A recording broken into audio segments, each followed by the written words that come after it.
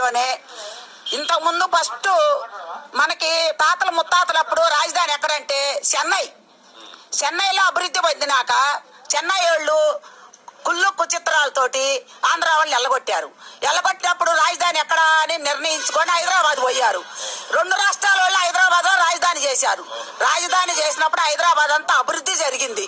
అభివృద్ధి జరిగినాక ఇప్పుడు కేసీఆర్ వచ్చినాక కుళ్ళు కుచితాలతోటి ఆంధ్రప్రదేశ్ని ఎడగొట్టినప్పుడు చంద్రబాబు ఎక్కడ ఉండి పరిపాలన చేయాడు? ఆంధ్రప్రదేశ్కి వచ్చాడు.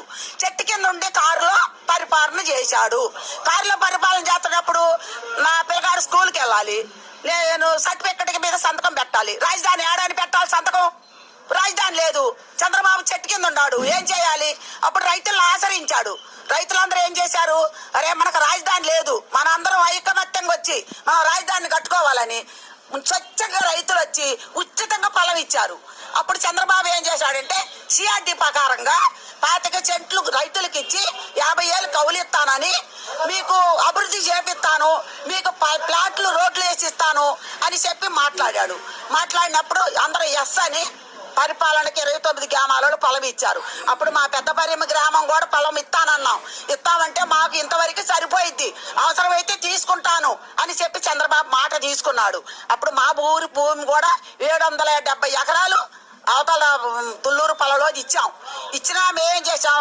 జగన్ వస్తాడని మాకు తెలీదు. 5 సంవత్సరాలు రాజధాని చేశాడు చంద్రబాబు. బాగానే సిఆర్డీలు అన్నీలు బిల్డింగులు క్వార్టర్స్లు అన్ని కట్టించిన తర్వాత ఈ జగన్ ఏం చేశాడు? నేను 30 సెంట్లు ఇస్తాను, మీకు ఇంక 70,000 రూపాయలు కౌలు ఇస్తాను, 5,000 పింఛన్ 10,000 పింఛన్ ఇస్తాను అని నమ్మించాడు జనాన్ని. ఇది జనం గొర్రెలు, ఎవరు ఏ మాట చెబితే ఆ మాట వినేవాళ్ళు. మానవులు ఆశ ఎక్కువ కదా, అత్యాశగా పోయి జగన్ కావాలని జగన్ కేసినప్పుడు గెలిచినప్పుడు ఏమన్నాడు?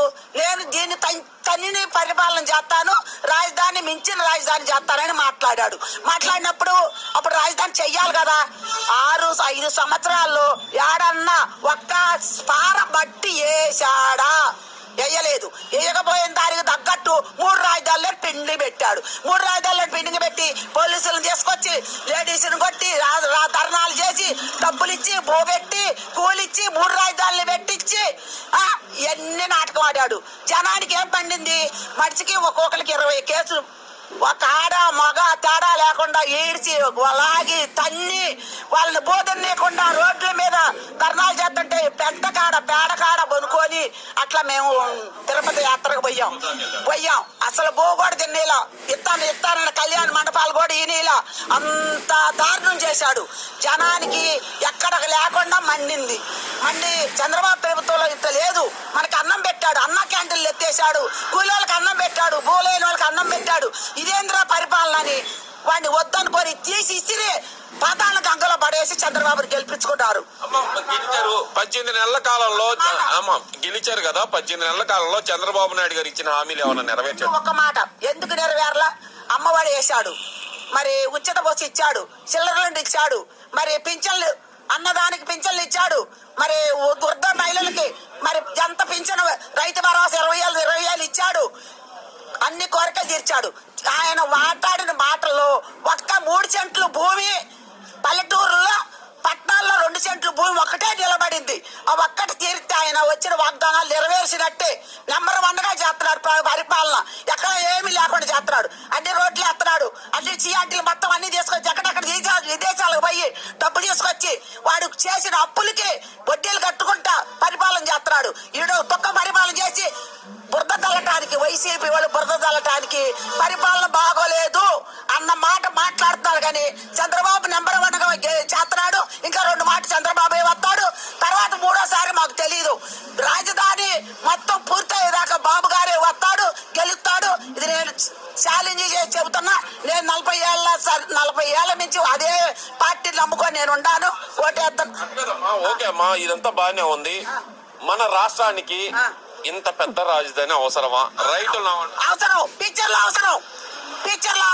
చుట్టుపక్కల ఈ ఆంధ్రప్రదేశ్ లో ఇది రాజధాని అవసరం లేదంటున్నారు కదా మన అంబటి రాంబాబు గాని వీళ్ళందరూ. రాంబాబు వాళ్ళందరూ పుల్లిపోయిన వంకాయ లాంటి, పుచ్చిపోయిన దోసకాయ లాంటి వాళ్ళు. దేనికి తెలీదు. వాళ్ళు దాచుకోవటం మానవంగా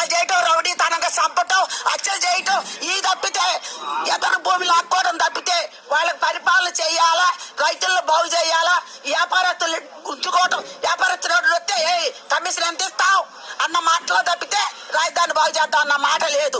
చంద్రబాబు రూపాయి తీసుకునేవాడు కాదు, రూపాయి కమిషన్ తీసుకునేవాడు కాదు, రూపాయి రైతుల దగ్గర ఆశించేవాడు కాదు, కంపెనీల దగ్గర రూపాయి ఆశించేవాడు కాదు. ఇప్పుడు అంతా దోచుకోవడానికి అమరావతి రెండో విడత భూసేకరణ అంటున్నారని చెప్పండి. రెండో విడత భూసేకరణ అంటే రైల్వే జోన్కి, మరి రింగ్ రోడ్డుకి, మరి ఎయిర్పోర్ట్ కి ఆస్తి అవసరం కాబట్టి ఆయన మేము ఇస్తా అన్న వద్దన్నాడు. ఇప్పుడు కావాలంటున్నాడు కాబట్టి మేము స్వచ్ఛంగా వచ్చి ఇస్తాం.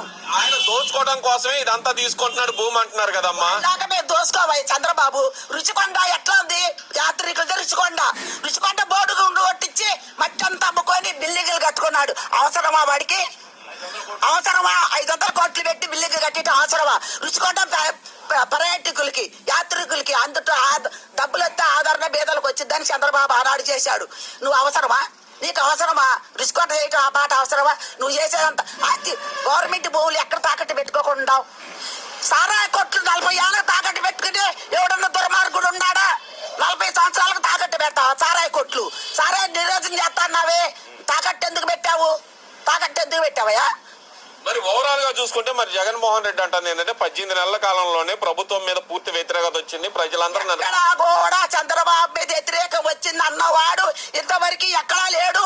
వాడు కుళ్ళిపోయిన మనుషులు తప్పితే 4 జెండాలు పట్టుకొని 10 రూపాయలు ఇచ్చి, ఒక 1000 రూపాయలు ఇచ్చి, ఒక మందు బాటిల్ ఇచ్చి, ఒక బో ప్యాకెట్ ఇచ్చి తీసుకొచ్చి జెండా పట్టుకొని వ్యతిరేకత అంటే నేను కూడా పోయి వ్యతిరేకత అంట. అంతేగాని చంద్రబాబు మీద వ్యతిరేకత ఉండేవాడి దేశంలో ఏడ లేడు. నేను చూడలేదు, రాడు కూడా. 70 నేను గెలిచి చెబుతున్నా.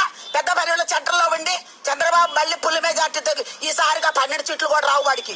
జగన్ గా 12 సీట్లు కూడా రావు. అది కాదమ్మా, మీరేమో రావు అంటున్నారు, ఆయన 29 వచ్చేది నేనే అంటున్నా. 20 కాదు 11 12